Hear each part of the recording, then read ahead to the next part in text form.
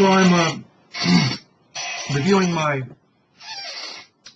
mytrumanshow.com is a gutted version of what used to be there back in 2004. That's when I took it down. So what I'm doing is I'm just updating it with basically a video or an audio describing the page and what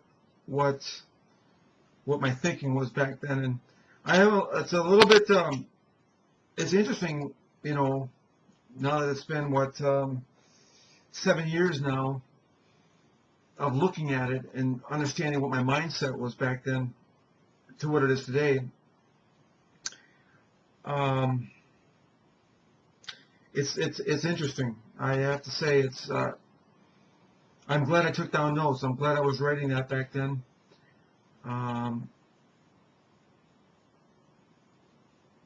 And I wish it would have been a video journal because it seems to lend more respect when people actually see your face. It may not have gotten me into as much trouble. I was putting people's names up there, and so well, I'm not going to post the site, but I'm updating it. But I'm looking back and I'm thinking, wow, it's amazing, the transformation. And someday I'll post it, but at least, and it'll be ready whenever I do post it, just to understand a recap of the events that occurred back in 2002 to 2004, and actually before that. It's a recap of everything that had occurred before that time. I had caught up to everything before that time. Been looking into a partnership.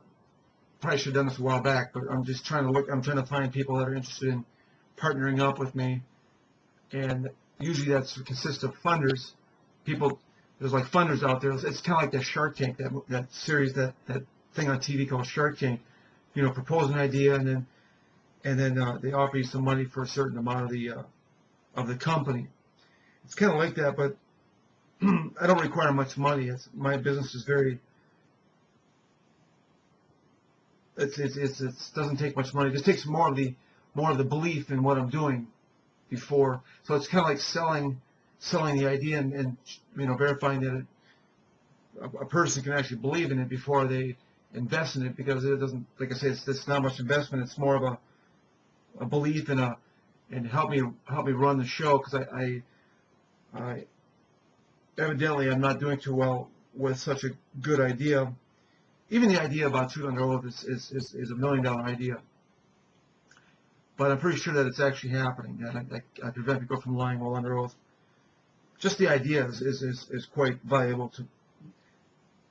Anyways, but so I'm trying to get people to latch onto this and then say, "Oh yeah, I believe that. And I'm for it, and I'll invest." I'm looking for more investment of time and energy more than money. So, and I'm not having much success on this either. So, got stopped by the police. What happens? It sucks. You can't even daydream anymore when you're at the wheel. I tend to go to, like, in town 40 miles an hour, and it's in a 30-mile zone.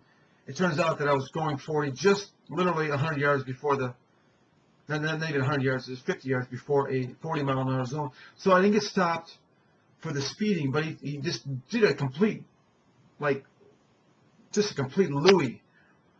right out the middle, just like there's a fire somewhere behind me, and there was actually even a car behind me, and he passed him just to put the lights on me and tell me that I've got window tinting problem. And it's amazing that I could actually. I didn't get a ticket. I got a warning. It's the second time I've gotten a warning about this tint, and a while back it was on Halloween, and I got stopped. I wasn't doing anything wrong there. It was just Halloween night, and they just figured they could stop anybody. So they stopped me for window tints, see if I was drunk, of course. But what sucks is is that you're completely scared on the road now. I mean, And I really don't want to get rid of my tint because I seriously think I'm going to be moving south, somewhere warmer and away from Minnesota. I just I've had bad luck since I've entered Minnesota, and I really had this, and it just seems like all the innuendos are leading to getting out of Dodge, getting out of Minnesota, somewhere warmer, just kind of start over again, and so, but this is it's almost annoyance, almost like a harassment with the police, and you can't daydream at the wheel and go 40 and 30 miles an hour zone without getting stopped. You can't daydream anymore, and this is bullcrap. And they try to tell you that, hey, you shouldn't be daydreaming at the wheel. Well, what else are you going to do when you're driving? It's a boring event.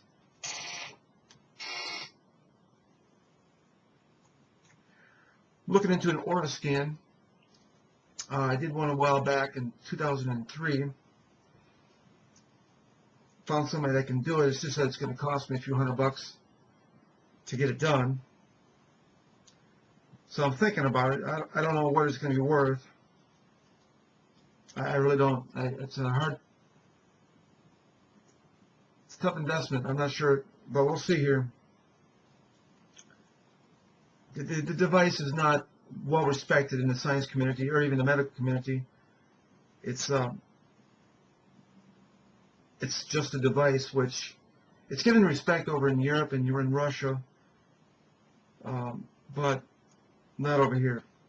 So we'll see if I do this. I'm looking strongly at doing a law degree. I actually attended a while back in 2007 or 2008. I can't remember for sure, but it was just like a month or two, and it was such a poor environment for learning. I just dropped out, and I was also pretty sick of the legal system at that point, and I'm still pretty sick of it. But I sort of I just think that maybe this is, I don't know what other schooling to go to. I've certified in this programming language. Nobody's hiring me, so I'm trying to figure out what to do. And maybe I should become a lawyer or a judge. Utilize truth under oath. It's a sad deal that I can't make any money off this truth under oath thing, man. It really is a sad deal.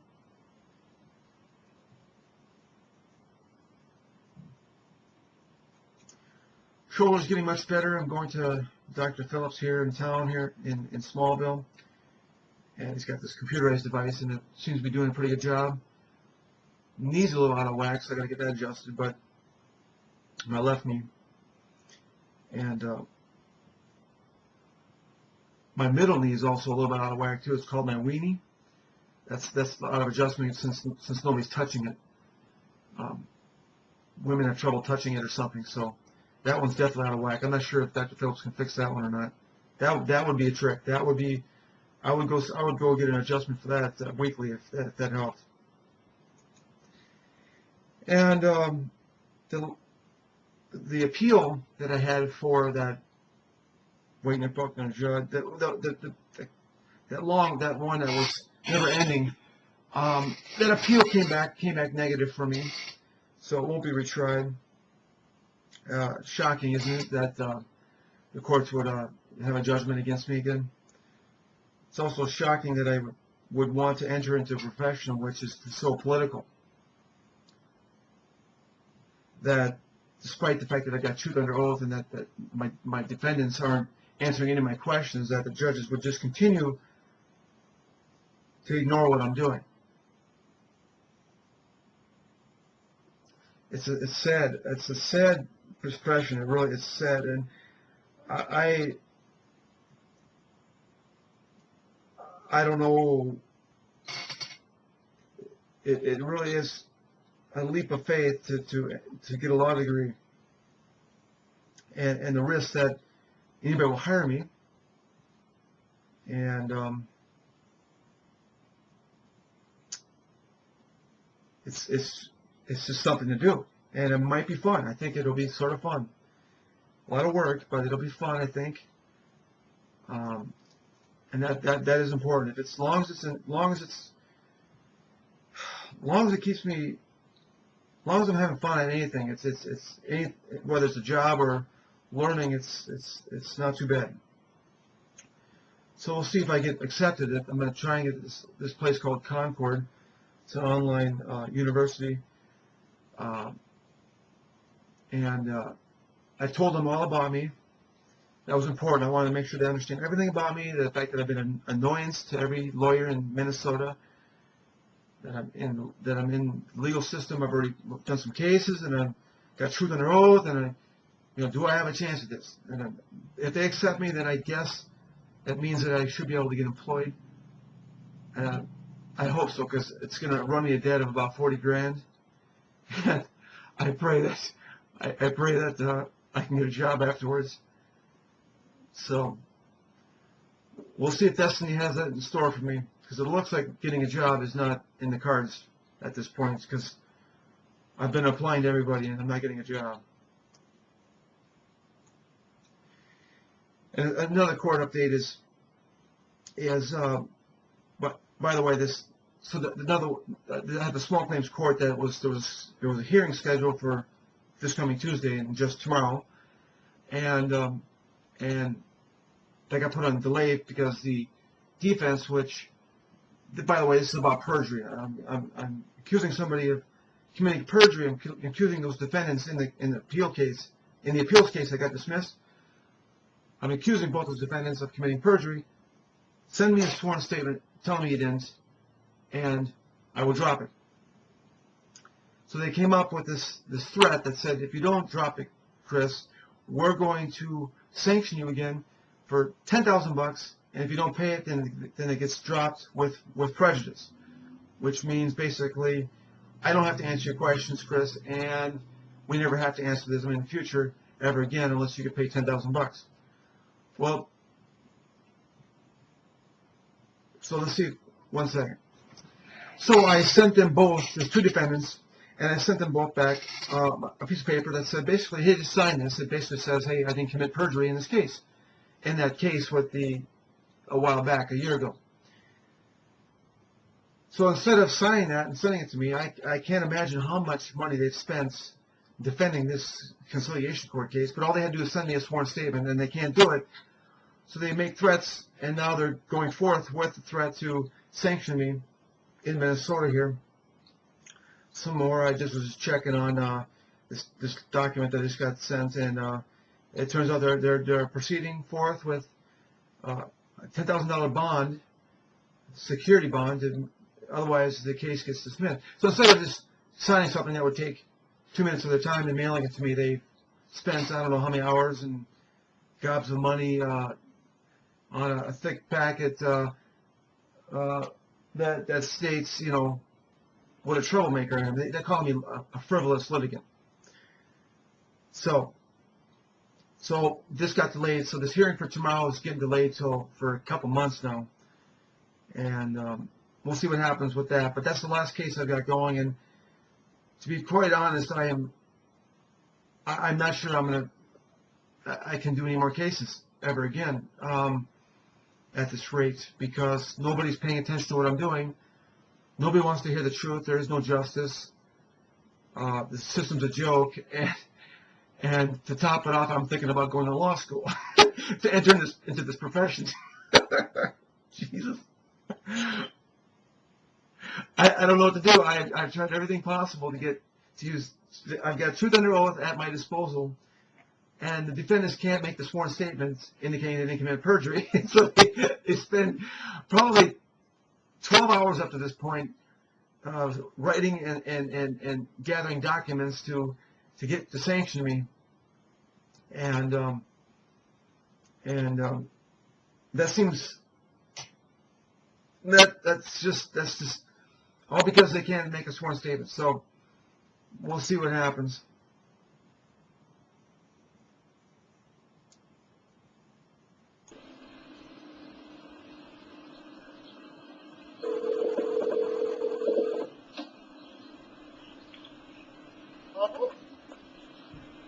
Hey, Kathy. Hello? Yeah, hello. hello, I said. Yeah, Oh, hello, hi. Chris. Huh? Yeah, with, what's happened, with, Ramona and this, me and Aaron are getting along. Last time we talked about Aaron, it sounded like he was going to be able to see my kids anytime he wanted to. Is that still the case? I doubt that he wants to see your kids. I think. No, if I recall, he agreed that he wasn't gonna bother. He doesn't. Don't worry, he wants nothing to do with you.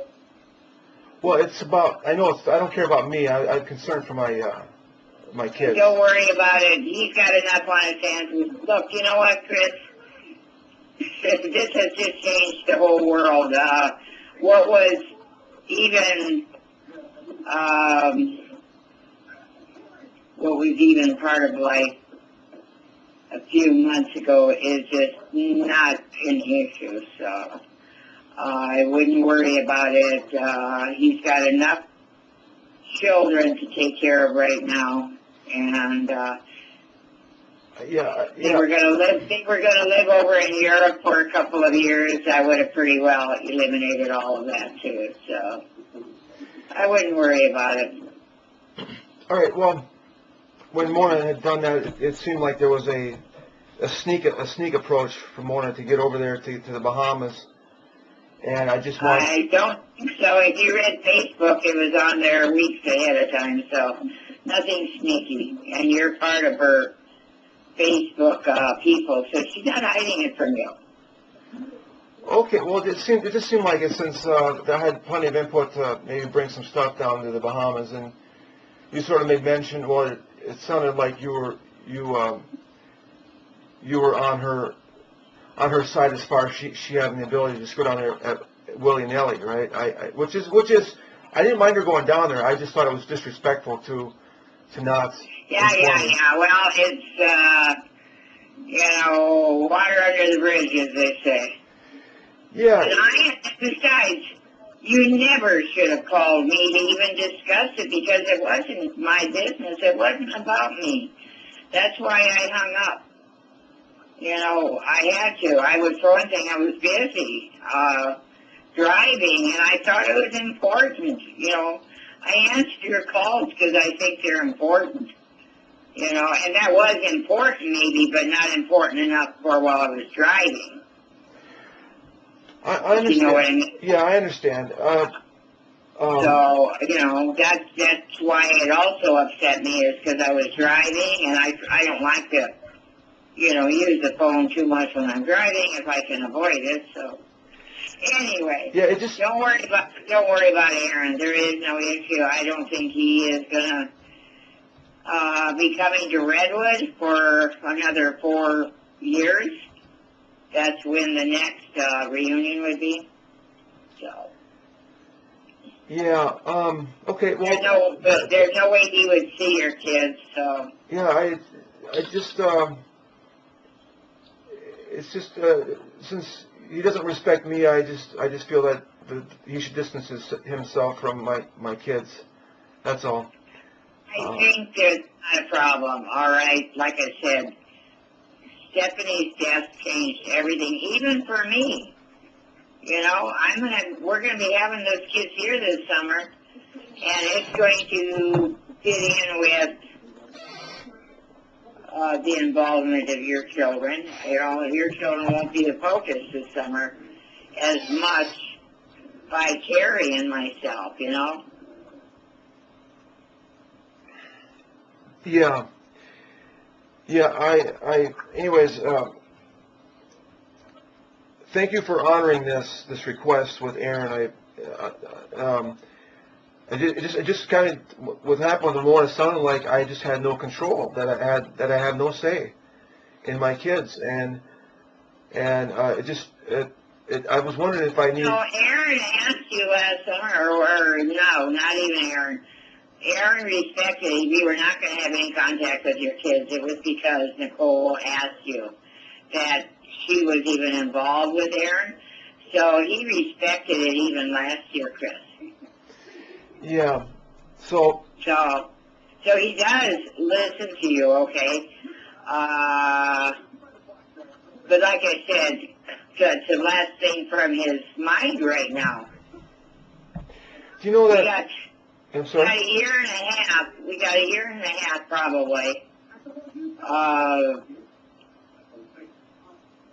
Waiting to see what happens with Dale, you know. I know.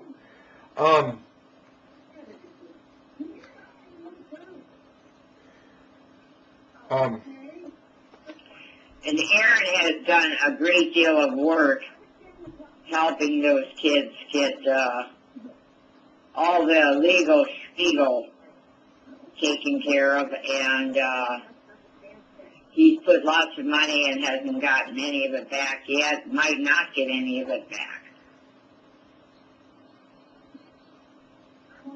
You know that he paid for Steph's whole funeral so far, right? Okay.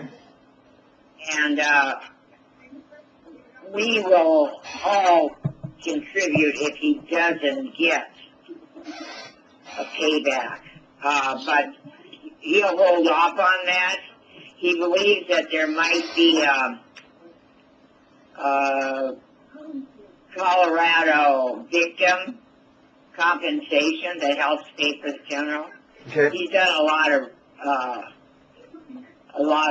legal looking. So, but if not, he'll when the time comes, if he doesn't get compensated, then I'll make sure that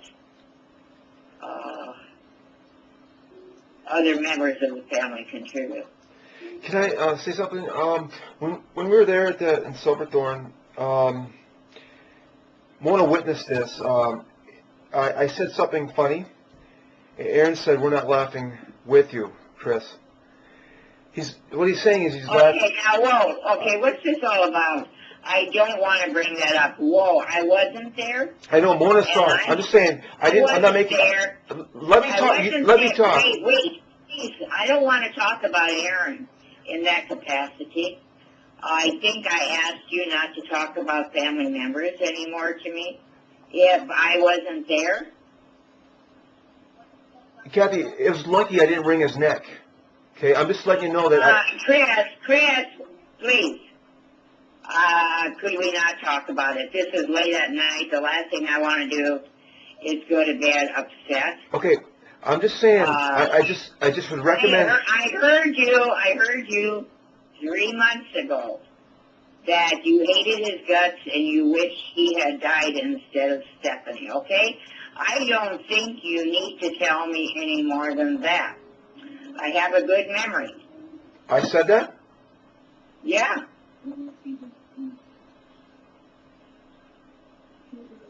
Well, I don't recall, but I'm not going to...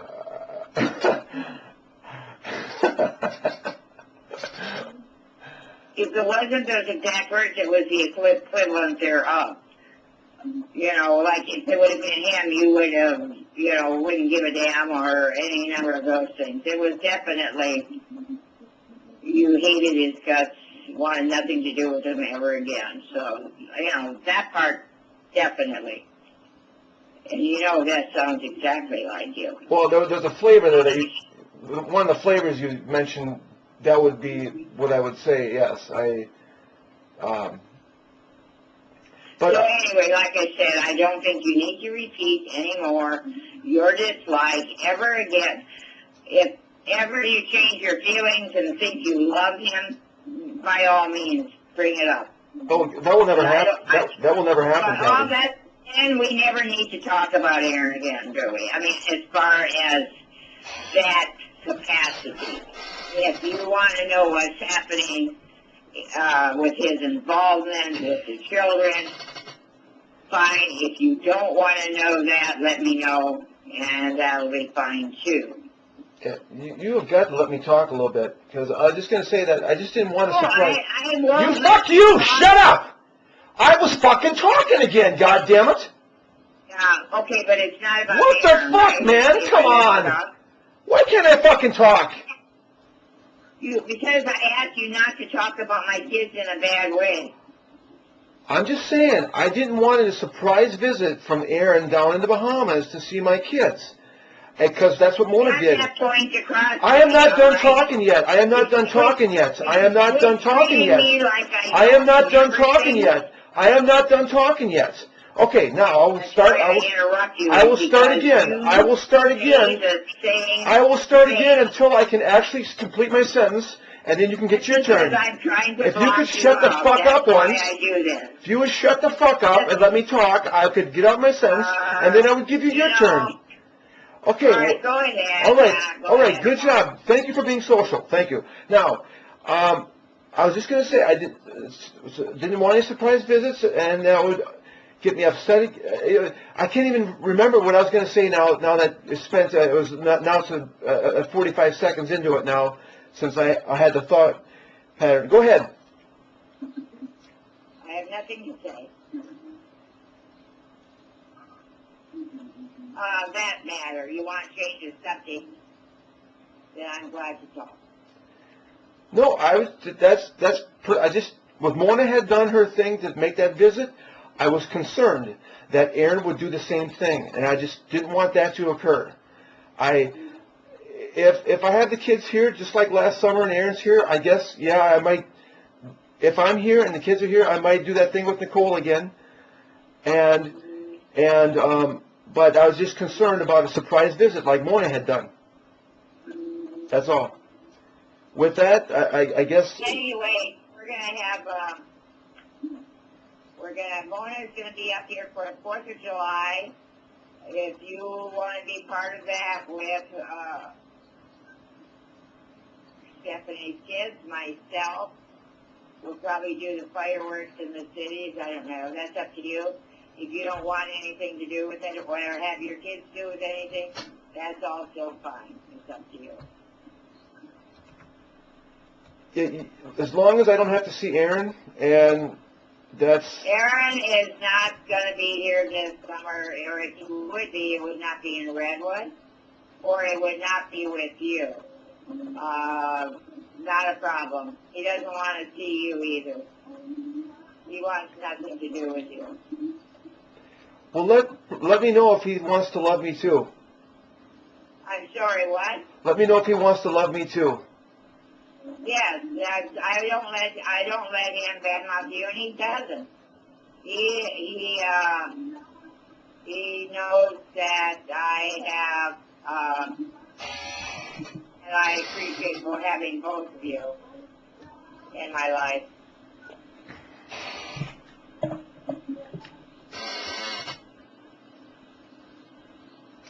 I got stopped by the police today for having too much tint on my windows. I guess they passed a law about tint on a window, and this is the second, I got a warning today. This is the second time they've stopped me for it. And, What, on your windshield or on your side windows? Side windows. I'm just at You had that tint put on because it was Florida? I bought the car with it on there. I didn't put it on. Yeah, because it was in Florida, right? It used to be in South Carolina. Yeah, before I bought it. Because I know that down in the hot climates, they have it tinted. Oh, so what are you going to do about it? Well, I was thinking I might need to maybe I should head south instead of taking it off. Wow, big decision. Okay.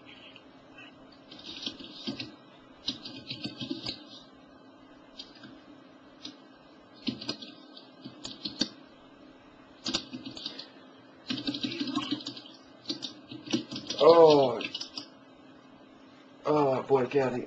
The cutting in thing is just horrible. Anyways, I'll let you go. You understand when I do it, Chris. I don't do it all the time. Oh, you do it all. Have you ever noticed? Did you notice that when you were talking about going down to St. Louis? Kathy, you do it all the time. I mean, not, you do it almost all the time. When I do You just cut me off again in the middle of a sentence. Go ahead. Go ahead. Okay. I do it, and then we're going to say goodbye. I do it when you bring up the same topics that I've heard over and over again, usually to badmouth me or Mona or Aaron. It's usually them. So then I butt in because I'm defending myself and or them. So you're just, it was either that or hang up on you right away, which probably I should have hung up on you. No matter what I say, Kathy, you should Okay. you should respect. Anyways, you should. Fuck you! Let me fucking talk. You should respect when I talk. You should let me talk. And there she goes. Man, I don't know what I mean, it makes me into a fucking animal talking to her. I feel so low because I have to talk like an animal. I have to swear at my mom because she's disrespectful as far as letting me talk. It's And annoying. It's annoying. I mean, it's a little embarrassing because I got my friend on the phone listening to this shit, and it's like, but in some sense, it's kind of like maybe I'm, a third opinion, like, fuck. I don't know what to do. She cannot stop talking in the middle of a sentence. Cuts me off before I can fully get out my sentence. And I think moms are like that. oh God, it's barbaric. It's barbaric.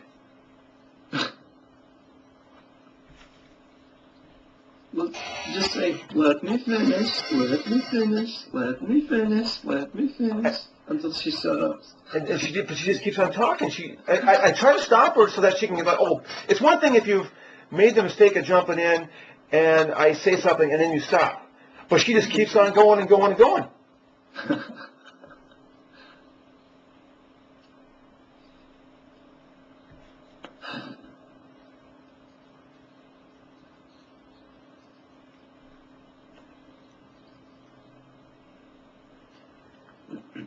Holy shit, man. I was having a jury day not wanting to do anything, and all of a sudden I'm in that conversation. Anyways, it went well until, she was respectful of Aaron staying away. And, Well, at least you don't need to put any restraint order. right. That got cleared up. So, So, do you know what happened? we have to decide where you need to move. Yeah. We need to have a secure place so you don't get any geological surprises. Would you agree? I think you would concur. So let us proceed.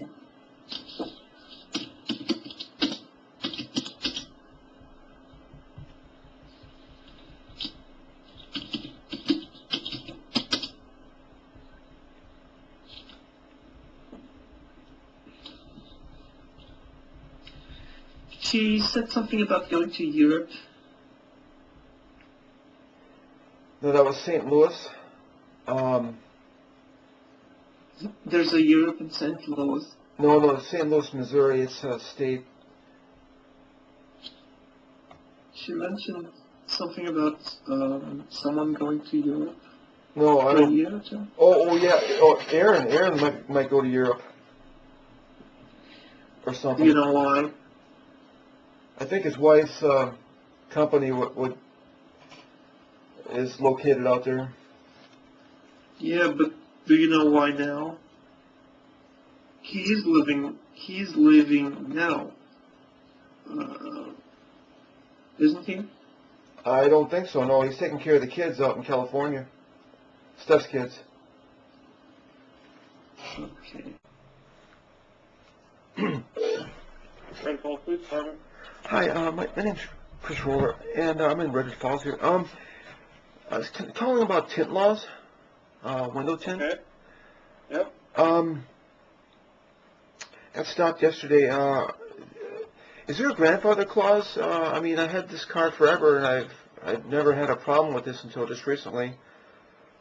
No, the law has actually been in effect for quite some time. I mean, but I just haven't been aware. I mean, I haven't been flagged for it, or nobody told me anything about this until just recently, and I was just wondering. Are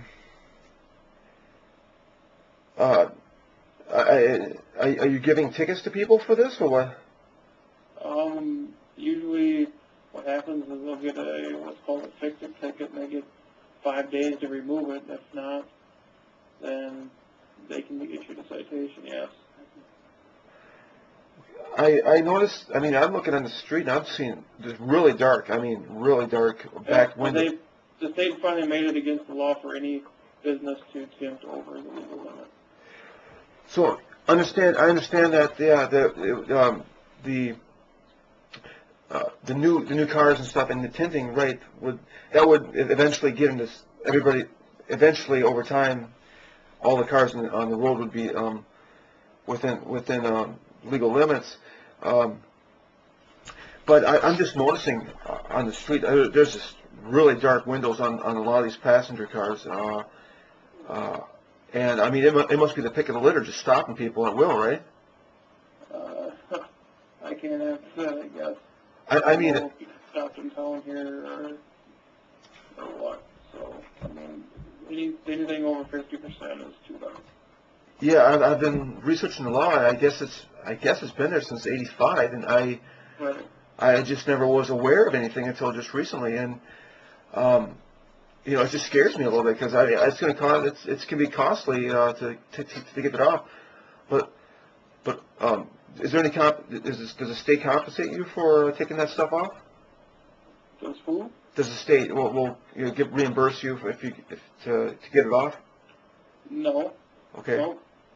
I mean, I'm contemplating moving south, not because of this, but because I was thinking of this before, but I'm just, you know, I would probably need the tint where I'm going to, and it would be a kind of a waste of. It's just a little scary. I guess I didn't know about this. I had tried washing the windows. I thought that would dilute it or something. I thought you could dilute the thing, but I guess you can't. No. What's your name again, sir? Chris Roller. Okay. Okay. Can I get your first name? This is Officer Evans. Evans. All right. Yeah. Yep. Yeah. It's just. Yeah, I didn't know how. Every state is different, so I don't know from state to state what the laws are. I just know ours is 50%. Is SUVs or anything? Same law applies to them? Nope, actually it doesn't. Just passenger cars. SUVs is the front passenger windows have to be 50%, and the back ones can be darker than 50%. I didn't see that in the. I'm looking on tintlaws.com. I didn't see that written anywhere. I'll check that out. But so it's just passenger cars. Can I ask why that is? That is what they made into law. I didn't make the law, I just enforce it. Oh my goodness.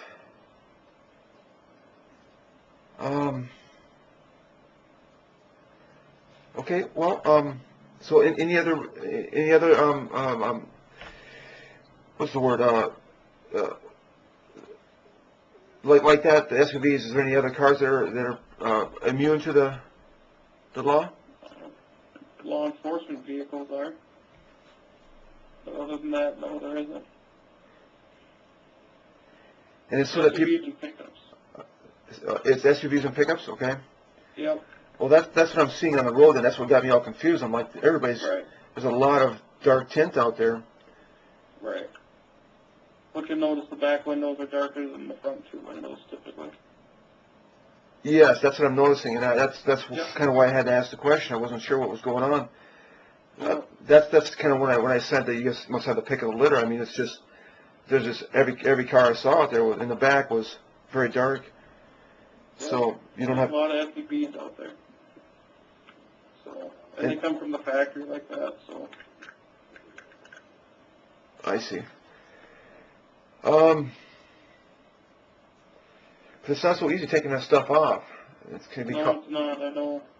I've had a few people have to take it off because it's just been too dark, so. Okay. Well, thank you for your time, sir. Hey, no problem. Okay. Bye-bye. How are you? Oh, good. Yeah, just wanted to give you a quick buzz. Saw that you had visited my site, and I'm assuming it was probably more out of curiosity than anything, correct? Correct. Because I took a look at your site, and it seems that you're in kind of the backup storage business, programming. Yeah, I'm a programmer. I created a couple tools that I saw as shareware. Cool. No, I saw that. And from a marketing aspect, how do you market those products? I use, I used to use, they don't, it's kind of, it's not, it's a little bit slow right now, but I used to use some AdWords or something, Google or MSN, AdSense. Yeah. Uh-huh. Okay. And how's all that been going for you? Like I said, it's going a little slow. Used to be pretty good. Tapered off in the last few years here. But what else? I actually have a different website that I'm kind of promoting lately. It's actually a new business that I've been getting into. It's called Truth Under Oath. I don't know if you have the internet there, but What is it called? TruthUnderOath.com. Truth Under Oath? Yeah. And you developed it? Yeah, it's a new invention. Okay. TruthUnderOath.com. That's where I've been focusing my attention lately, last 2 or 3 years. Okay. I was kind of curious when I on your website. I was just curious. I assume I'm trying to find people that are interested in marketing a new invention.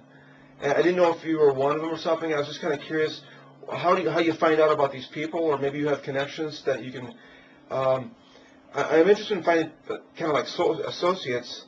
Mm-hmm. You're interested in finding me. I'm kind of interested in finding not just you, but people that are. Yeah, you're looking at maybe developing an affiliate base of people to market your product. Correct. Yeah, and it's a weird invention that provides truth, and there's a lot of avenues for making money on this, whether it be resume verification. Imagine you get a resume in, and if an employer's not sure if this is truthful or not. You can actually verify it using my technology. That would be just investigations, for private investigations, to finding out truth. An alternative to polygraphs.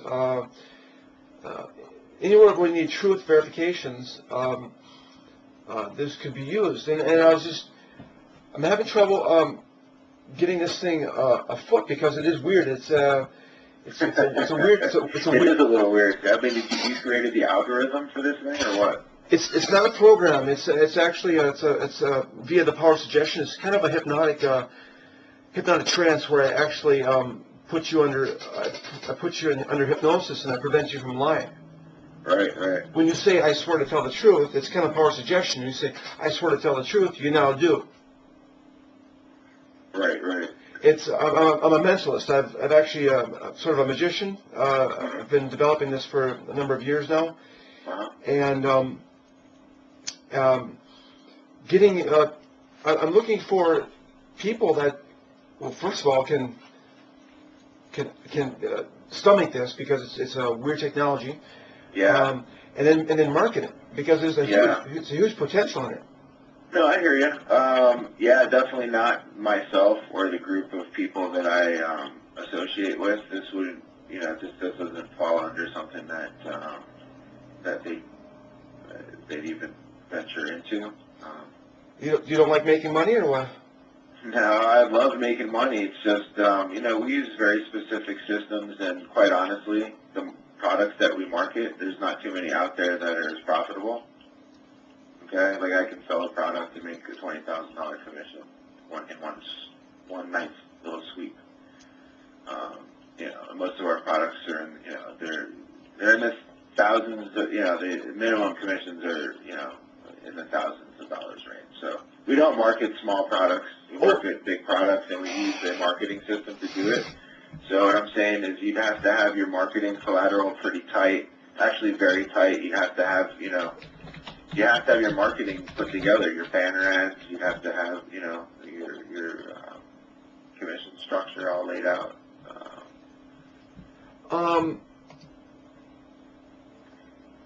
Okay, well, but it would be something that me or like our group of people, we have our system, we have our product line that we market.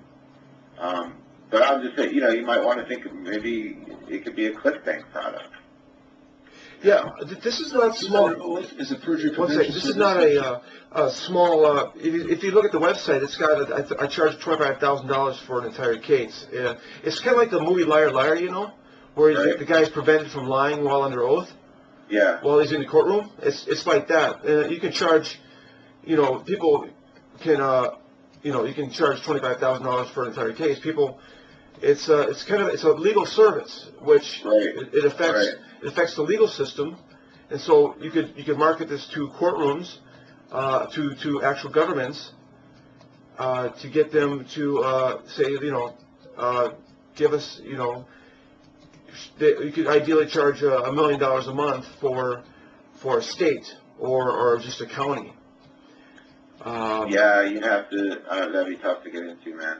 Well, I'm just saying, if you're worried about Yeah. the amount of money, this is huge potential. This is Oh no, I don't. I'm not disagreeing. I think it's pretty cool. I just, I think, it's a niche. It's a small. I don't know. Maybe it's a big niche. But you have to know, like who's your target market. well, like I said, anybody with truth verifications, investigation services, FBI, CIA, resume verifications. Right. Anybody? Do you have any? Have you? Do you have any? Test data. I mean, have you rolled this out to any group of people and had them use it? Is it documented? These are all the things that people will want to see or look at when you're trying to sell them a $25,000 case. Yeah, well, I have cases that I've been in that they're not able to lie while under oath. So they're not able to say things, and so it's like the movie Liar Liar, where he's tongue tied. He can't spit out the truth. He can't spit out his lie. He can't Right, spit right. it. It's when you see that, it's like the movie. When you see that, that's in court documents that I could show them. Yes. And actually, you can verify this by you can actually witness this thing by, if you look on the website, there's a statement there, you just say, perjury exists, and you try to sign it, and you can't do it. You can't sign a statement that says perjury can exist. Right, right. And that's because it's a lie. Right, right. And that's- It sounds cool, bro, but I mean, like I said, it's not something that, that I'd be interested in marketing. It's just not. I don't know, it just seems like huge money potential. I'm just trying to find the right people to latch onto this. Yeah, and I'm sure they're out there. It's just not me or any of my associates. We wouldn't venture into something like that. So, wish you the best of luck, man. And if I do run across, a marketer out there that's hungry enough, I'll definitely pass them your way. Okay. Thanks, All guys. right. Nice talking to you, man. All right. Bye. Hey, don't worry about it, Chris. I'm just glad I got you on the phone now here. So, Chris, are you, I have it scheduled to speak for about 15 minutes this time. Okay. Is it full 15? Yeah, I'm good. Okay, excellent. And Chris, I appreciate you being available. Okay, but before we get started here, let me just make a quick suggestion. I'd like to start off by asking you some questions about your idea, how you came up with it, and really why you think it might make sense to get the idea in front of a company. And you'll most likely have questions for me, too, about what we do, how we do it, who we do it for, and I'll do my best to answer your questions. Okay, but as we proceed here and we get towards the last couple minutes of our call, one of a few things might happen. If at some point in our conversation, I don't feel we can help you get your idea one step closer to a company, or if you're just not ready to take that step, candidly, I'm probably going to let you know. Okay? And Chris, if I do, will that be a problem? That's okay. Okay, good. Just because I'll ask the same from you. If for whatever reason you don't feel there's a good fit between us, whether it's me, my company, or our method, I want you to let me know. Okay. Okay? But, Chris, on the other hand here, if we both feel there's a good match, we'll continue moving forward. Okay. Okay, Chris, you comfortable with all that? Yes. Okay, great. Are you ready to get started? Sure. And then, Chris, first tell me about the idea here. How did you come up with it? Well, I dabbled in the courtroom, you know. And what I found is that people weren't able to lie under oath. They weren't able to lie to me when I was in the courtroom. And I would accuse them of uncomfortable questions. For instance, well, have you seen my website, first of all? No, I haven't. Okay. What happened is I'm the guy that took David Copperfield to I sued him for having godly powers. By the way, I believe in magic. I believe in supernatural. And what happened is when I asked him, you know, I wanted some compensation for the use of godly powers, of my godly powers, and what happened? He came back and said that there's no law that says that I need to compensate him for this. Okay. And he didn't say, he could have easily have said, you know, I'm not using godly powers. So what I realized from that is that he's not able to tell me, well, first thing that should come out of his mouth is I'm not using this. So, and then what happened is that because he didn't tell me this, I decided I need to file a patent on godly powers so that I can have a remedy for the use of these godly powers. Okay. What I realized from the David Copperfield is that he couldn't tell me he didn't have godly powers, and so thus I made the patent for it. And also, because what I do is sort of dangerous. What I do is I say that I'm Jesus, which is actually a dangerous thing to do. I've alleged in a number of cases, a number of defendants that that they are trying to kill me. And in the response, I expected the first, of course, when you accuse somebody of this, the first thing out of their mouth is, "No, I'm not doing it." So I expected this when I was in the courtroom, and what I found is that they're not able to say this, which means two things. It means that they're not able to tell me this because it would be a lie, and two, that it looks like I'm in danger. So I actually have court documents that indicate that this is happening, that they're not able to lie. So I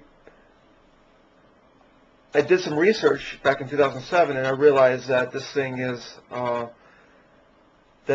happening of some form that prevents people from lying in my cases.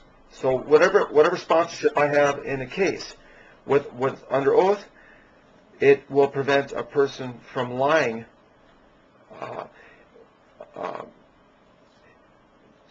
in my case.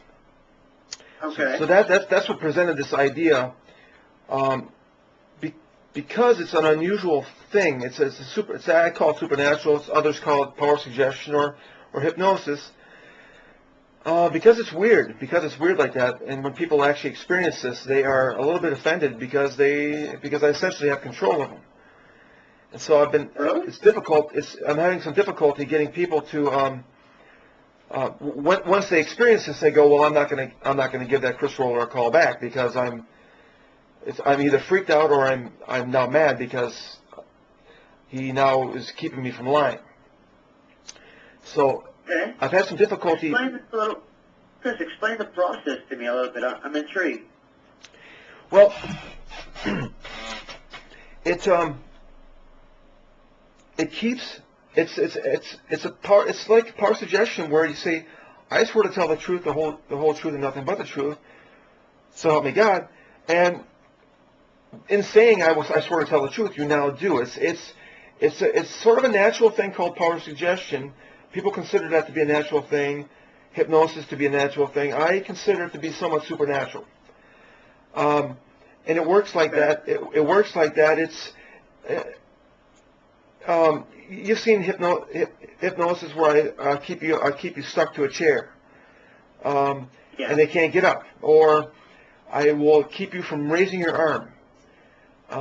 It's similar to that where if you're going to sign something that's going to be a lie on a piece of paper, I will stop you from signing it. If you're going to say something that's going to be a lie, I will actually stop you from speaking. It's similar to these things you've seen on hypnosis, on hypnosis. Okay. And well, how do you stop somebody? What is it? Is it they just can't do it? They just can't do it. Okay. Well, tell me a little bit more. I mean, what experiences have you had here so far?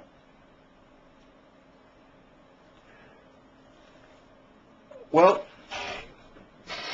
as I was mentioning, I've done a number of court cases, and the big one is the accusing people of trying to kill me, and I would expect the first thing to come out of their mouth in a written document is, Chris, we're not trying to kill you. And when I was not getting that statement, I realized that there's something big going on here. That I have something big at foot here, and I just need to I need to start marketing this thing. I need to start finding partnerships with people that are willing to first of all accept the supernatural, believe in what I'm doing, and then be able to market it. Okay, and be able to market you as an individual. Is that what you're saying? They can just market the service. They don't have to market me. They need to market the service. Okay. Is this something that anybody can do? What I would do is say there's a company X that wishes to partner with me. What I do is I say company X has Truth Under Oath service in effect for the duration of our contract. And what will happen is that they will now have that service at their disposal. It's a truth detection service, truth prevention. It's a truth detection, a lie prevention service. Okay. Okay. And with that, they can hire. They can try to market it to lawyers. Lawyers, their clients might want to keep their opponent from lying under oath. So that's a marketing idea. The FBI or CIA might want to hire this service. So Company X might try to get the FBI, CIA to hire this for their an alternative to polygraphs, because polygraphs can be beat, and this Right. Truth Under Oath cannot be beat. The hiring services for FBI are really strict, and they will do polygraphs, and all you need to do is put on a resume I swear under oath, make it an affidavit form, and I swear under oath at the top, and they won't be able to lie. I mean, if they can sign it at the bottom, that means that there is no lies in it. If they cannot sign it, that means that there's a lie involved in the document. So it can be used for truth gathering, evidence gathering. Same thing. It's using affidavits, and you can actually swear somebody in verbally, called deposition, to conduct investigations, interrogations, whether for terrorism prevention. That would be a big business there. Courtrooms would want the service to keep everybody involved in their courtroom from lying while under oath. Right. I mean, you know, I definitely see where you're coming from, Data. It's definitely an important thing, you know, that especially in a trial where, you know, people's lives are at risk, their livelihood, you know, different things that they have in their life. You know, obviously the truth is what needs to come out. So you're saying with this here, you could almost, you know, anybody, you know, in the trial system, you could definitely make sure that the truth comes out. Is that what you're saying? Yes, sir. There's also a possibility of making the truth the default in a courtroom, and then saying to a client, you can now lie. It's kind of like the movie Liar Liar, where Jim Carrey is stuck under oath in the courtroom, and he would just, if he could have found somebody that was to pay to say, listen, let me lie for this court case, I will do that. So that's an option too. In other words, if the default was truth under oath in the courtroom, you could have clients that would say, listen, I want to be able to lie so that I can win my case. Okay. Well, Chris, and you know, how long have you been working with this? About 4 or 5 years. 4 or 5 years? When did you realize that you could do this type of thing? About 5 years ago, about 2005, when, like I said, I sued David Copperfield, and I realized that he wasn't able to. I started realizing that people aren't able to lie, and this actually taps into the supernatural. You can actually investigate truth about the supernatural. So it's not. That's irrelevant. I shouldn't even say that, but I mean it's interesting. There's some things that are that may be happening on this planet, and you can actually get truth about that. So it's actually a big thing, but I'm not sure that would actually have much business right now. Right. I mean, you know, I'm a believer, Chris. You know, I believe in God. I believe in Jesus. So definitely, you know, I see where you're coming from with this, but you know, I'm not sure, Chris. Just because what we do here is we present products to companies, okay, to see if they're willing to put it on their store shelves, and you know, for you to receive royalties. So I'm not sure, you know, not sure how we could work this out here, or if we really could. I don't know, Chris. Could you see this being marketed in a store in any way? Well, it's actually Could you see this being, you know, focused into a product, to making a product that anybody could use, you know, to prevent them from lying? Well, you've heard of prepaid legal. It would be something similar to that, where you'd have they'd pay a service fee, and it would keep their opponent from lying while under oath. So that there's actually huge potential here. I have listed on prices like, you know, $25,000 for an entire case. There's big potential in it if I can find a partner that's willing, that's not offended by this truth thing. Because some people are actually offended that I would want to provide truth on the planet, because there's so many liars on the planet that this would offend people. So when I haven't found somebody that's offended because I got control of them, or offended because this is a weird thing, or just offended because I may be a crazy man. They're offended maybe because they don't want truth. Tell me something, Chris. Can you take control of anybody? Yes. Yes. From the research I've done, it's pretty solid. Yeah. And in any situation, doesn't matter, how far away they are or, what the circumstances might be in any case? No, it's just when they're under oath. I'm not actually in control of people. It's just when they're under oath, I just keep them from lying. That's all. That's all the control is. Okay. So simply whenever they're under oath. Just to keep them from lying. Just to keep them from lying. Yes. Okay. And do you have to be in the courtroom for that to work, or? No, like I said, with Company X, I would initiate a contract with them, and then they can do. They then have the service available to them to do whatever they want. I see. Okay. So the beauty of it is that there's nothing to put on a shelf. There's little research. There's no like R&D to have to develop this thing. It's basically ready for use right now, and you just have to.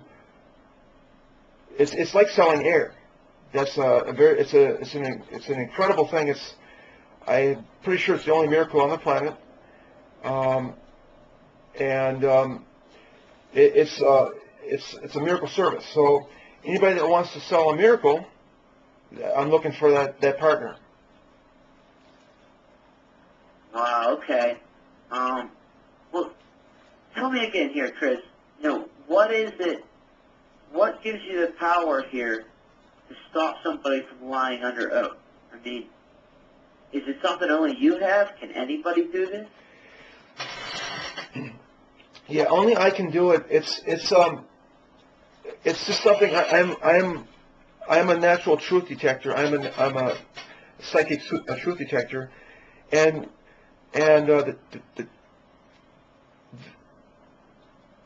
the beauty of this is that I don't require a patent, and I don't mind telling you about this and you running away and trying to create a patent on it because I'm the only one that can do this, and in creating a patent, that would just be a 20-year limit.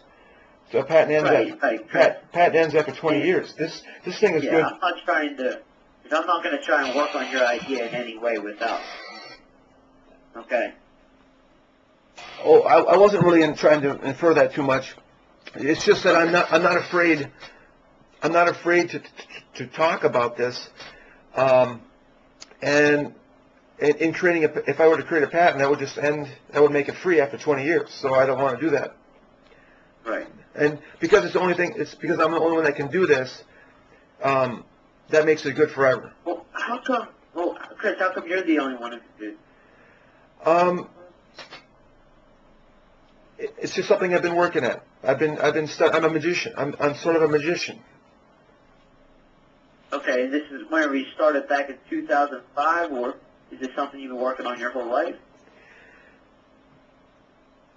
It sort of came naturally to me, and then once I realized what was happening, I helped make it more solid. So hopefully, people can't lie in my cases. Okay, so do you have any experiences here where you've actually accomplished this and made sure somebody hasn't lied? Yeah, I can show you the court documents if you'd like. I can email those to you. Really? Yeah. Okay, yeah, definitely send them over. Now they're not going to say. Yeah, they're not going to say I cannot lie. What I'm saying is, I'll show you the case where I'm accusing them of trying to kill me, and they're not able to say. They're pleading the fifth. They're not able to say the counter to that. They're not able to say no, I wasn't. Correct. Oh, I see. So basically, you're saying if they were innocent and that was the truth, that they would be able to say that. Correct. I see. And this was all you're doing. You're the one who prevented them. That is correct. Yeah, definitely, Chris. Definitely have a better understanding now what you're trying to do with your idea here, okay, but I'm not sure how much you know about our company, so let me share some of that with you. Now, Chris, we've been working with ideas for a little over 20 years now. We design and develop new products and present those to companies that are looking for new products. Now, when an idea comes to us, whether it's for a company or an individual, we complete what we call pre-development work. And this here gives us the background information that we need to build a solid foundation around the idea. Kind of like the foundation of a house. First, we'll look for any related patents that date back 20 years. Next, we'll gather product-related data. We're looking for anything that might be similar on the marketplace. Now, once we have all this background work completed, we ship our clients all the information in an interactive DVD, CD portfolio for us to review and discuss. Okay, Chris, you with me so far? Yes, sir. Good, good. Now, if you haven't done any sort of background work, that would need to be completed. Once we get that out of the way, our licensing team looks for a company, present your idea to, see if they'd be interested in paying you for it. Now, we have over 2,000 companies in a variety of industries that have agreed up front, confidentially review our ideas. What we'll do is pick a company from that list. We'll tell you who the company is, get your okay before we do anything else. If you have a good quality sample and presentation materials, you can use those when we show your idea. If not, not a problem. We can help you with that under a separate service. Now, Chris, once we show your idea to a company, if they make an offer on it, we tell you what that offer is, and then you get to accept or reject any offer that's put on the table. Okay, so Chris, does all that make sense? Yes, it does. Good, good, because it's pretty straightforward here. Chris, people typically have us do all this legwork for a flat fee of $745. Now, also, if the idea were to make any money in the future, we would agree to a 90-10 royalty split. And so that's 90% for you.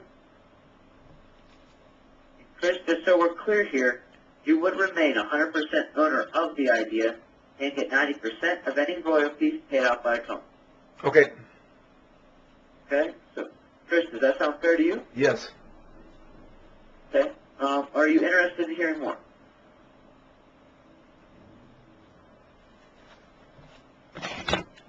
Yes.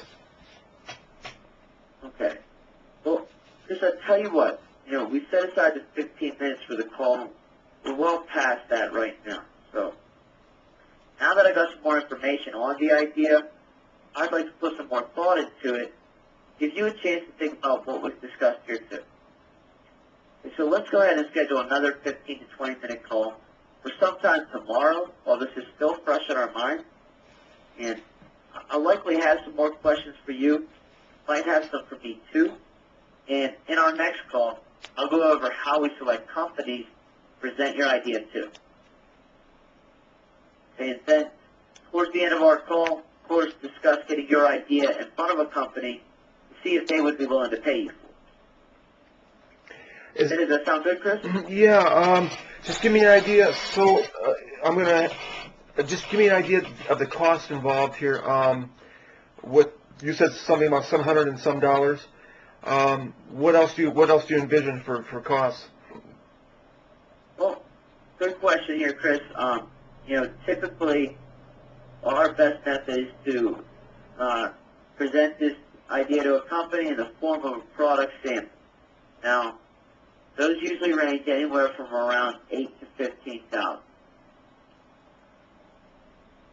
Okay, but we do understand that we're working with an individual, not a company, on this as ways to restructure the payments here to make this more affordable for you. Okay, if that's necessary. Yeah, so the 700, how much did you say there? 700 and how much? Just $745. So that will get me, you'll get me in front of, introduce me, okay, so for that $745, it'll get me introduced to, you'll introduce me to some companies? Yes. 745 will get you in front of a company. And do you guarantee like a list of 5, or how many do you guarantee? I can guarantee you one.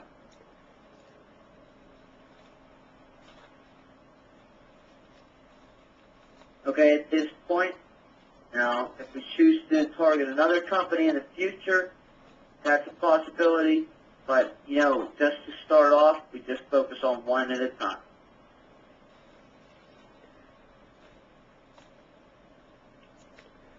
And so with that that's going to guarantee that one offer, and then that offer, they're going to make me an offer, and how's that? That's going to be, they're going to make okay. Plus you get 10%, so they're going to make an offer, say for whatever percent, and then you get also 10%, right? Right. 90% for you, 10% for Davidson, for the work that we. But the person that makes the offer, the offer, they get a certain percent as well, right? Well, they would be, if they decided to take on the product, they would receive, or they decided to take on the IDF, they would receive royalties as well as any sales that might be made. So, yeah, it is a mutual relationship in that way. Okay, but Chris, I really do need to get going. Okay. I do have another meeting, so let's go ahead and schedule that call. Okay. So, Chris, I'm here in the afternoon through the evening. Looking like my earliest opening probably be at about 6:30 my time. It's going to be around 5:30 your time. In the afternoon, correct? Yeah, in the afternoon. That Okay. work for you? That works good. Okay, excellent. I'll schedule you in there then. Okay, and Chris, I'll definitely check out your website here tonight. That way, get a better idea of where you're coming from. And, if you could just please make a note of that in your calendar as well. Okay, just so we stick to the appointment. Yeah, 5:30 tomorrow, or 6:30 your time. Yep, 5:30 your time. Okay? Yep. All right, Chris. I'll talk to you tomorrow. Thank you, Scott. All right, thank you, Chris. Bye.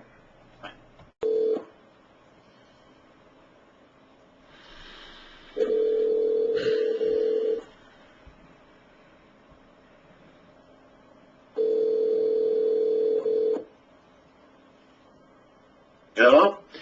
Hey, Dave, Chris Roller. Hey, what's up? Hey, you got 5 minutes? Sure, you bet. It was just a little reflection. Just how people perceive me in this town, or just in general. It was back, I think, 3 matches ago. We were playing the girl. I think Tiffany is her name. And remember that? Okay, Raditz, I think. Yeah, Tiffany Raditz. And the other guy, the older guy. Okay, yep. Yeah. Again, this is how I'm perceived and stuff. You made mention to this term. Let's make a movement. And I responded, perhaps not tactfully, and said something to the effect of, I'm sure that's gonna feel good. Like you're on the toilet. I made a toilet joke. Okay, sure. You bet. So I was wondering how that's perceived. Is that appropriate? Is that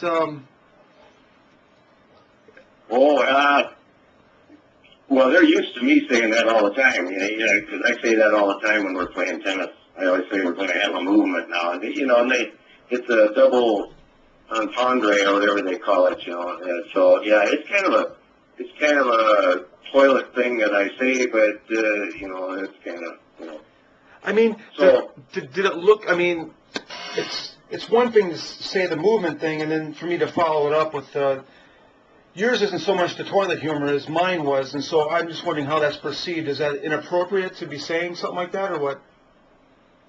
No, I don't think so, because I say that kind of stuff all the time. So, and I don't think anybody thought anything different of it, unless one of the other two thought it was bad or something. But Well, yeah, I think I said it 3 or 4 times, and I kept reiterating like it was a stale joke after a while. But I thought about it. I said, maybe he says this all the time.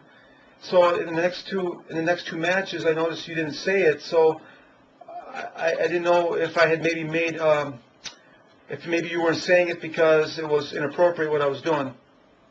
No, it kind of just, I say it whenever my brain thinks it's appropriate to make a wisecrack. So I think that night when we were playing Tiffany and that old guy, we were beating him pretty badly, and it was pretty ugly. So I was kind of joking around just to kind of lighten up the mood because we were cleaning their clock pretty bad. So I was trying to joke around a little more. Now when we got to the other matches, we had our hands full trying to stay alive, so I wasn't joking around quite as much because I was trying to stay serious and trying to win something. Yeah, we needed to make a movement quite often in the last 2 matches.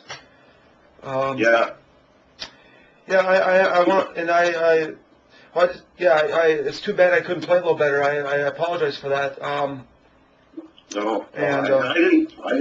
didn't play any better. Although I thought the second match, I thought we played better than the first one because I thought we should have beat those first guys, but I was so nervous I couldn't hardly play. I couldn't throw the ball up to serve, and usually my serves are a little bit better part of my game, and I couldn't get those in. But the second match, I think we did okay, and I think we should have beat them, but we kind of fell apart. And they're a good team too, so. But. Yeah, it's I don't know if my shoulder injury. I don't know if it's. I'm not going to play tomorrow because I talked to the doc today, and he's kind of said I should take it easy. I don't know. I think it's probably more mental than anything else. That game, the game of tennis, and I just, I just wasn't quite into it or something.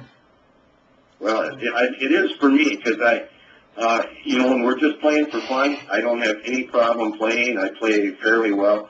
But whenever there's pressure, whenever there's a tournament or anything, this winter I played tennis out in Arizona with a whole bunch of old geezers. I mean, these people were terrible, and yet I played so badly that they beat me. But I was just so nervous. It's all a head game to me. So. Yeah. So. But yeah, I don't know. I don't think there was any big deal. I don't think anybody even noticed the other night, so it wasn't any big thing to me. Okay, well, just checking. Thanks for your time, sir. Oh, no problem. We'll talk to you again. Okay. See ya. Bye. Bye. I'm asking the defense to tell me that they didn't commit perjury, and it's not the case. Otherwise, they did it. It's kind of like I'm accusing you. Anyway, so if they haven't said it yet, and they're refusing to say it, so I'm going to try to win based on the allegation. Tomorrow? Huh? Tomorrow? This is Monday, so it'll be about 5 days. Okay. So I'll be out of town that day. So that's the last straw? Well, last straw. Well, it's just I'm just not having any success doing. Whoa! On the morning of 9/11, I was getting hair transplants. What the hell?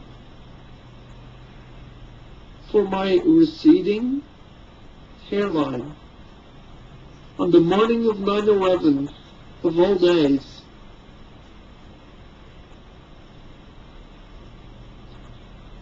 When you talk to me about something like that, I sent you the that link for that product. Did you ever buy that? What product? When you talked about the hair thing, I sent you a link of a product that I can't remember the name of it.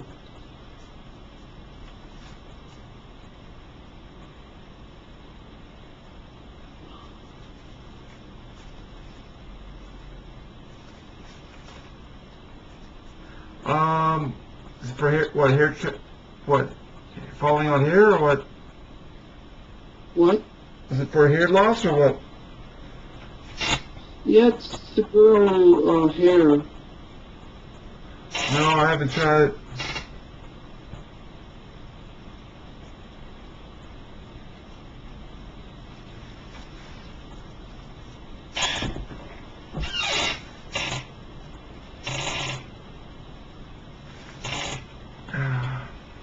You have to put in magic and godly powers and some other stuff that completes that you're like cutting your roots.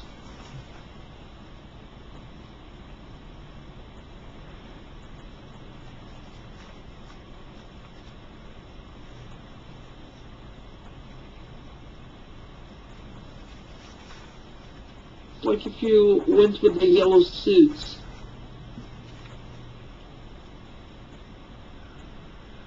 Do you understand what I'm saying?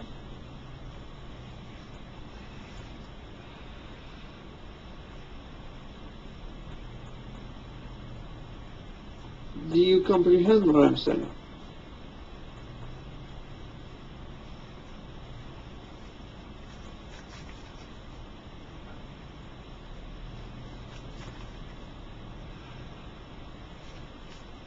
Not really. I mean, I'm just, what I do makes sense to me, so. Okay, but hear my side of it, okay? The normal people that live on this planet.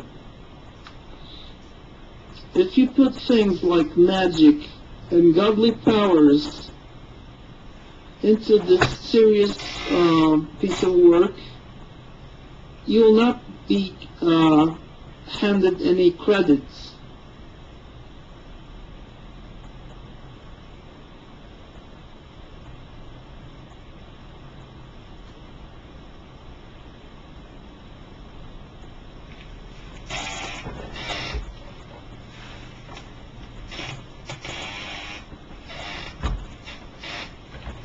Okay.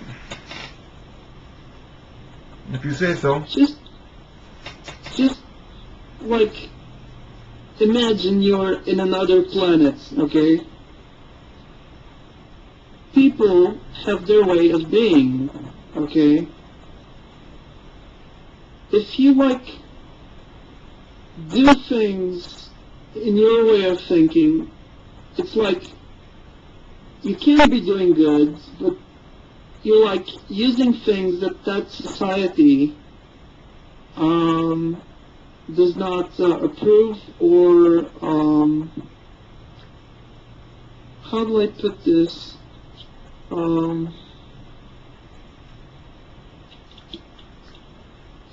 Imagine that I would tell you. No, imagine this. Imagine that I would go to court and said that you kidnapped someone and you put that someone in the hole in the North Pole. I can't use nothing like that. I would have to prove that there was a hole. Let me try to get another example.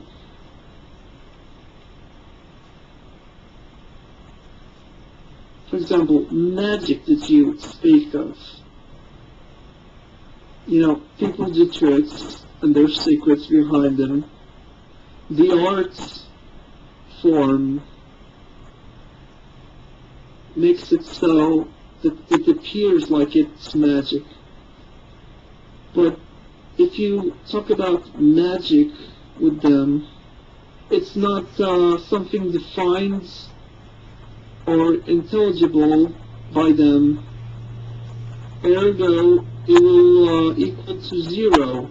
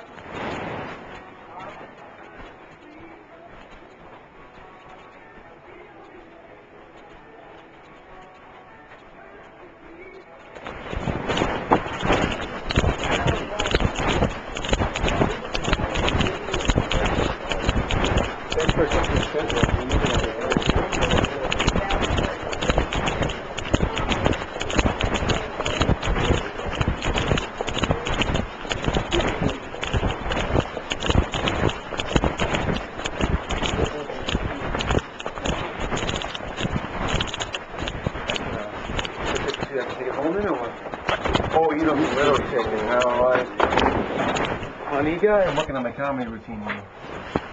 How you been? What you gonna be doing?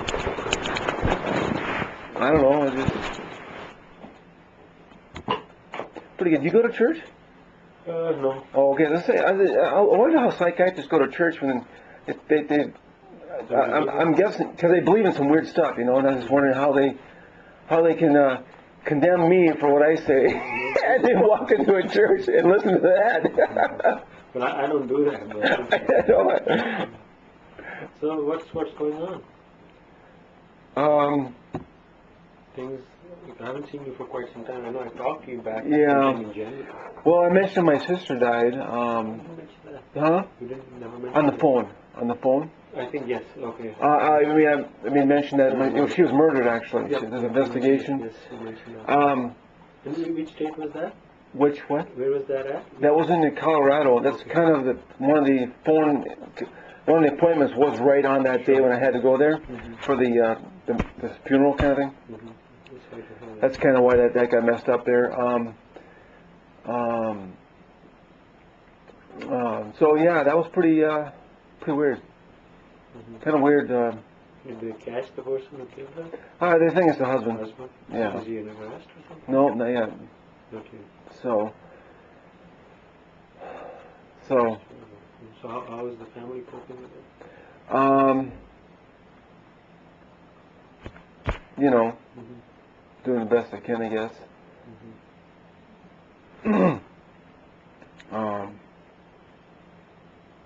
You know, what can you do? You know, investigation. You kind of want to know more, and they don't tell you much, and And the process is slow, I guess. yeah. Is it okay to make hand gestures? I notice you look at me like I'm doing something weird. This is part of natural conversation, to move your hands. You're like, no. Is that kind of weird? Is that kind of weird? No, That's hand gestures. how is your life personally?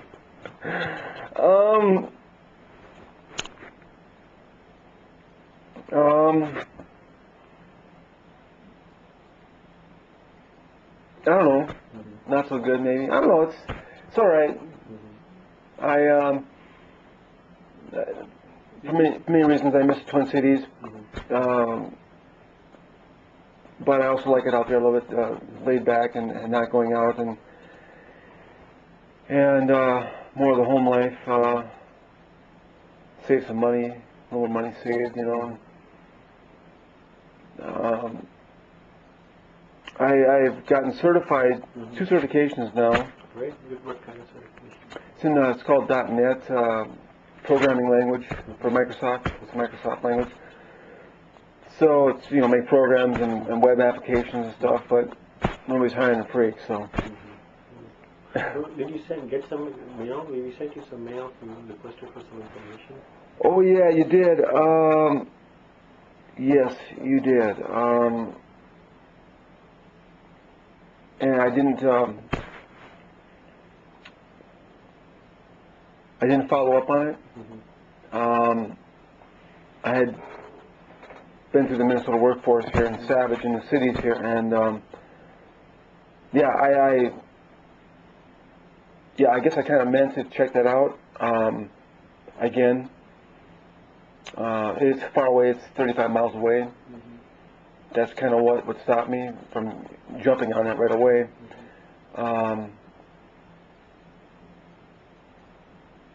But I kind of also know the answer. I don't know. I should check it out. I'll try to do that. Well, what's your living situation? Where are you living right now? Redwood Falls. Are you living by yourself? Yeah. Okay. How far is your mom's place from there? Oh, about 3-4 miles. Okay. And how are your activities during the daytime? How do you keep yourself busy? Are you working on any projects right now? Well, I'm studying. The certification.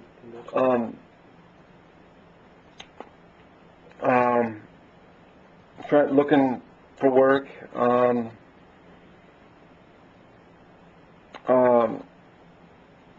I'm getting EEOC, which is Equal Employment Opportunity Commission, to help look into why I'm not getting employed. Perhaps discrimination. Because of the psychiatric diagnosis, you think?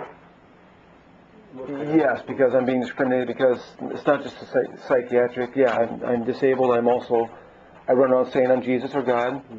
The combination of the two pretty much says, and also the fact that I've sued people, that makes a trifecta, the hat trick for not hiring me.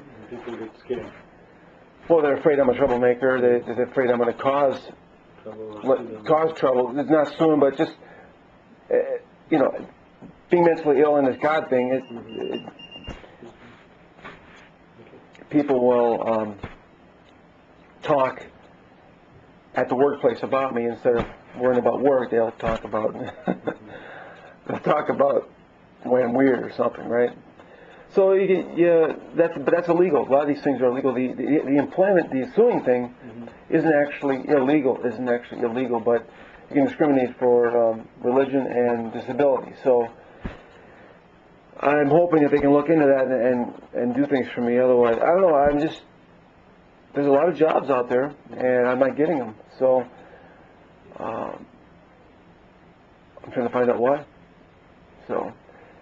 Well, that's good. I mean, following through is good, making sure exactly what's the reason you're not getting the job. I mean, you shouldn't be discriminated on the basis of any kind of mental illness, or if there's any record or anything like that.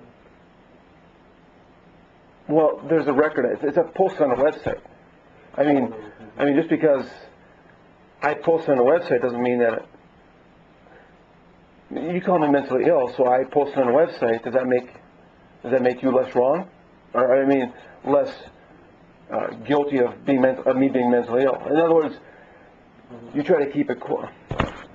You see that there's no record of it out there, but I do post things because I'm very honest. Okay, so am I in the wrong by posting it? Well, I talked to you about it before. Yeah. You don't have to just post it and announce it. People can ask. What's the reason you want to do it? You want to say it out loud versus if they ask you, then you can mention it. And again, in your case, the way people perceive mental illness versus different diagnoses is different as well. There are people who may have diagnosis of schizophrenia, but they're able to work perfectly fine. So it doesn't necessarily say that you can't work. Yeah. So, if you were to Google me, it's weird. It's bizarre. They don't want us to Google the patients. It'll be like the first thing on the list. Google Chris Roller. It'll be the reason I'm on disability. I'm on Social Security disability. It's the first paragraph. Out of an entire website, Google decides to cut out this, and whenever somebody Googles me, this part shows up, the one that says I'm disabled. But you have put it yourself up on that. Yeah, but it's just strange why Google would associate Chris Roller and then get this paragraph. There's a whole bunch of paragraphs to be gotten. The one that says that I'm God or something, or this is a Truman Show is based on. They don't got that. They got this piece right here, and then they post.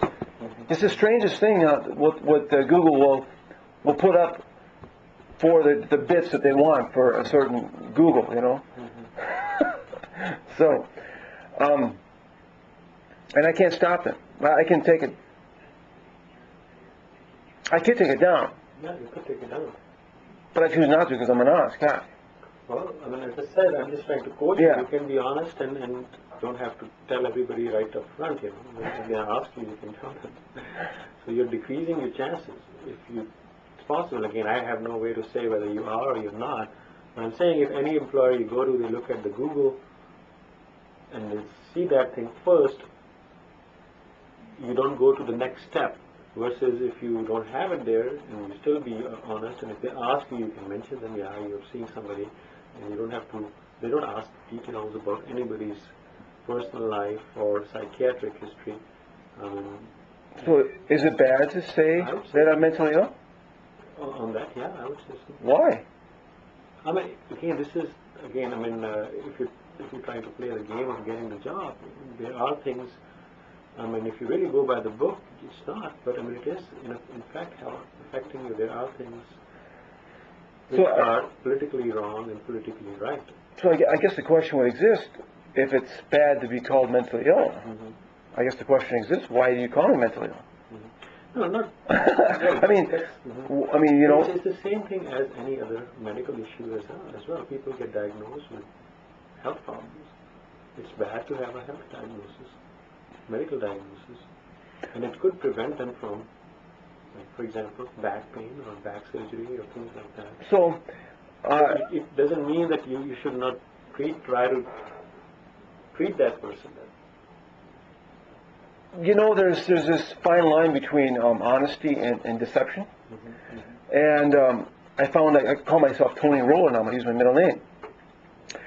And somebody told me that works in HR that I'm lying, even though I've got a credit card. Here? Huh? HR. No, not it's a certain HR. It's a person that worked at HR at Walmart or something. You know, but something HR. And I talked to another HR person in the state of Minnesota, and yeah, Tony Roller, which is actually legal. It's actually legal to call you, so you can actually sign contracts, and I have a credit card because I'm considering changing my name, or I was thinking about doing it, right? It turns out people are calling me a liar now. So here it is. I can't even do something legal, and people think I'm deceptive. And then they go, well, they're going to throw your resume away because you're deceptive. So I say, well, you know, if I can't even say I'm Tony Roller, which is completely legal, and I'm not being deceptive, it's completely legal to do that. And they're calling me liars. And I'm not going to avoid anything else. I'm just going to say it as it is. I see your point. I can see your point. You know? But the question still exists. If it's bad to be called mentally ill, should I be called mentally ill? Should I be called? It goes back to, am I mentally ill? I mean, it goes back to that. But I don't want to get into that argument because, but anyways, anything I can do to help you today, because, in terms of your medication refills, if you're taking it, anything I can do for you. Yeah, I am taking it. I'm running out of Risperdal, so I need. Okay. I have plenty of Depakote. Risperdal, I could use that. I take 2 milligrams of Risperdal and 250 of Depakote. Okay. And you want to get it in mail? Yeah, mail. Okay. I've actually got another bottle or 2 left, but you know, I just need another one sometime.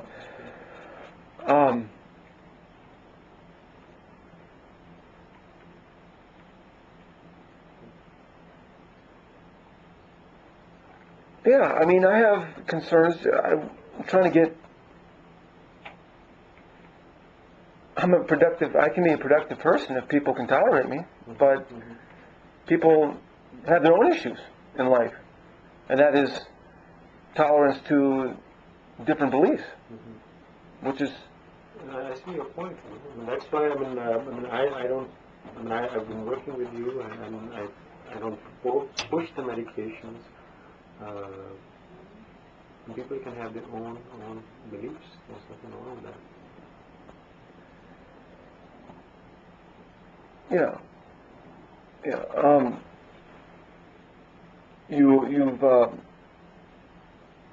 You want me to take more than that medication, right? Well, the thing is, if you take more, it may help. If you have never tried it. Yeah, I've tried. It produces that medical condition I told you about. Dyskinesia? Which one are you talking about? The ejaculation. Oh, thing. Yeah, that thing. Yeah. Where, anyways, that's that's if I were to take any more, it would probably produce that condition. Okay. And you're taking it, so what's the benefit you're getting it? You must be getting something out of it.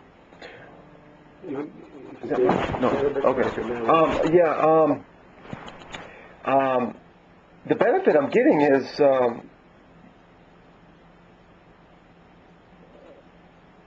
it was like a year ago. I tried going off it for a while. Going off I figured after 3 weeks it would just the mind spinning. My mind really. I got a fast mind, you know. Focus. Yeah, I got a pretty, I've just got things going on, and it just doesn't stop. So the drugs stop the craving. So slow you down. I guess you'd call it mania. but it stops it from becoming an overactive mind, which is a creative mind can do that. It's a side effect of me being creative and smart. But that can be annoying. That can be very annoying after a while. And it stopped me from sleeping, keep me from sleeping. You know, there used to be days when I could live on 5-6 hours of sleep. Well, that was the way it was happening. That's what was happening. So the drugs help me sleep. They calm me down. They help me forget my miserable life, because that's the drugs. That's all these antidepressants do. They keep you understanding that your miserable life is okay. So it keeps me at bay from thinking that I should have more in life, because I feel I should. But you're not on any antidepressants. Well, this stuff's all kind of in that same ballpark. At least that's what we learn in medical school, and that's what we believe. Huh? I mean, this is just an antipsychotic. You're not on any antidepressant. Well, I'm just saying that's what I feel from this stuff. Yeah. Is that I feel that it helps me become more patient, and realize that I don't need to worry about the fact that I don't have my kids, or I don't have a good paycheck, or the drugs help that. When my mind is spinning, I try to think of ways of becoming the entrepreneur that I probably should be. Well, I mean, that's good that at least you've got a sense that it's helping. On the other hand, I mean, I'm not forcing you to take it. I mean, you probably would have, you must have tested it not to take it for a lot of time and see how things go or how things unfold. Yeah, I've tested it out, and it's difficult. In some aspects, I'm probably sort of addicted to it, but